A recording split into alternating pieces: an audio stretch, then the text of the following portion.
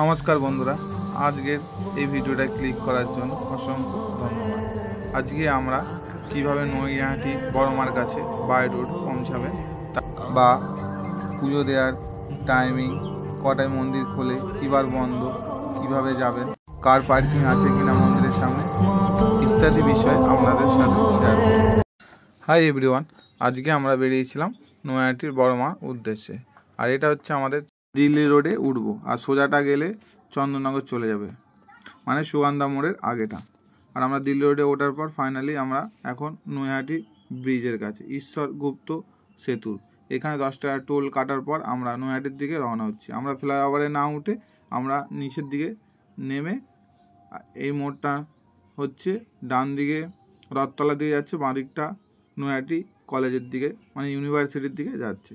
আমরা রথতলার দিকে ঘুরে সোজা বড়মার দিকে রওনা হলাম। তারপর কিছুটা আসার পর একটা বড় সিগন্যাল পড়বে, এই সিগন্যালটা ক্রস করার পর আমরা নৈহাটির দিকে রওনা হচ্ছি।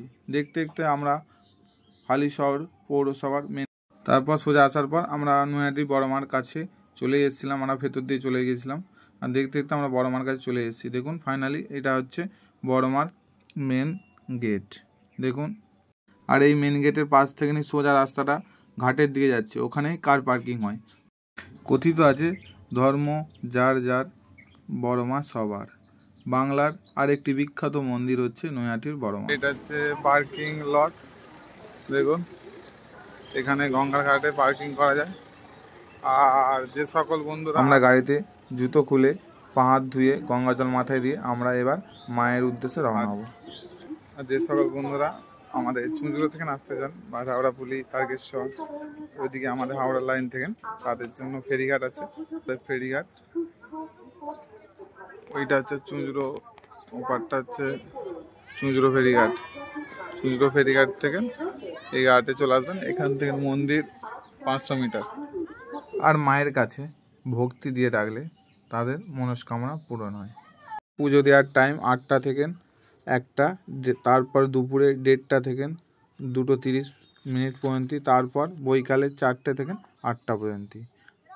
আর মেন গেট থেকে প্রবেশ করার পর এরকম ঝিকঝ্যাক লাইন আছে, ঝিকঝ্যাক লাইন ক্রস করার পর ফাইনালি আমরা এখন মায়ের কাছে।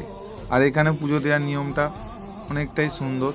আর এখানে পুজো সবাই দিতে পারবেন, বাউনকে ডালাটা দিয়ে নাম গোত্র বলবেন, ওনারাও পুজো দিয়ে দেবেন। এখানে কোনো পয়সা দিয়ে ভিআইপি লাইন নেই, কোনো ভিআইপি এলে তাদের জন্য এন্ট্রি পয়েন্ট আছে।